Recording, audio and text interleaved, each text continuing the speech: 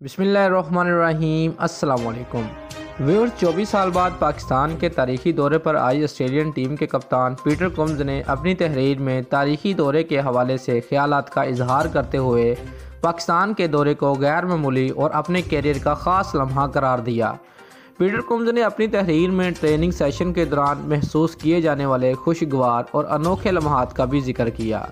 वह ऑस्ट्रेलियाई कप्तान ने लिखा कि गुज़िश्ता रोज़ ट्रेनिंग के दौरान बहुत खुशगवार लम्हा था जब पिंडी के स्टेडियम में दूर दराज पहाड़ों से अजान की आवाज़ गूंजती हुई सुनाई दी। पीटर कुम्स ने लिखा कि उसके बाद मुझे पता चला कि इस सीरीज़ के दौरान हर जुमा को पहला सेशन 2.5 घंटे का होगा, जो 1 घंटा नमाज ब्रेक पर मुश्तमिल होगा, क्योंकि जुमा हफ्ते भर का मुक़द्दस दिन है। ऑस्ट्रेलियाई कप्तान ने मज़ीद कहा कि इस दौरे के दौरान टीम स्क्वाड हर वक्त कुछ न कुछ सीख रहा है। पीटर कुम्स ने अपनी तहरीर में पाकिस्तान में मिलने वाली बेहतरीन सिक्योरिटी की भी तारीफ़ की है।